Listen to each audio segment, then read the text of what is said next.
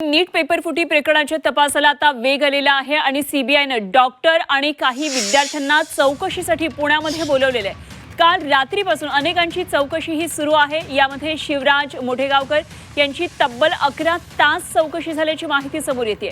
तर काही डॉक्टर आणि विद्यार्थ्यांची चौकशी झाली आहे। सध्या पुण्यामधल्या सीबीआय कार्यालयामध्ये चौकशीसाठी अनेक जण येत असल्याचं दिसतं आहे। तर याचा आढावा घेतलाय आमचे प्रतिनिधी निलेश खरमरे यांनी।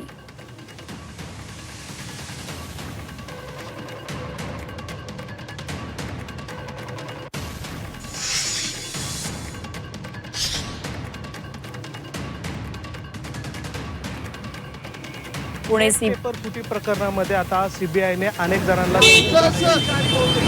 मी आता उभा आहे पुण्यातील सीबीआय कार्यालयाच्या बाहेर। या ठिकाणी आपण पाहतोय की काल रात्रीपासून अनेक जणांना या ठिकाणी चौकशीसाठी बोलवण्यात आलेलं आहे। ज्यांच्यावर संशय आहे असे अनेक विद्यार्थी आणि क्लासेस मालक आहेत त्यांना या ठिकाणी बोलवण्यात आलेलं आहे। या प्रकरणामध्ये आतापर्यंत देशभरातून 9 जणांना पोलिसांनी अटक केलेला आहे, तर पुण्यातील 3घांचा यात समावेश आहे। काल रात्री जर बघितलं तर या प्रकरणामध्ये शिवराज मोठेगावकर जे आहेत क्लास त्यांना या ठिकाणी संशयित म्हणून त्यांची चौकशी जी आहे ती या ठिकाणी सुरू आहे। तर आज सकाळपासून या प्रकरणामध्ये जे अनेक विद्यार्थी जे आहेत ज्यांचा पेपर फुटी प्रकरणाशी काही संबंध आहे का ही चौकशी करण्यासाठी अनेक विद्यार्थी आणि डॉक्टर जे आहेत ते या ठिकाणी दाखल व्हायला सुरुवात झालेली आहे। खरं तर या प्रकरणामध्ये नांदेडमधील एका मुलीला पास होण्यासाठी 5 लाख रुपयेही देण्यात आले होते।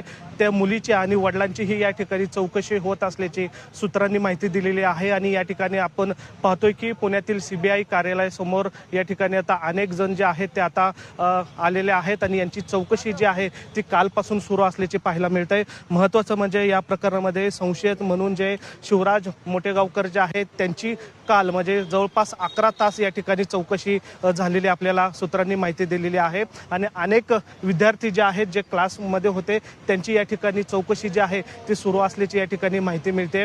जसं जसं सीबीआयला काही संशयित माहिती मिळत आहे त्या व्यक्तींची या ठिकाणी आता सीबीआयकडून चौकशी सुरू होत असल्याचे आपल्याला पाहायला मिळते। आता या चौकशीमधून नेमकं काय पुढे येतं हे फार महत्त्वाचं असणार आहे। आज कदाचित या प्रकरणामध्ये 10वी अटक होण्याची शक्यता या ठिकाणी वर्तवण्यात आलेली आहे। व्हिडिओ जर्नलिस्ट विकी कांबळेसह निलेश खरमरे, झी मीडिया, पुणे।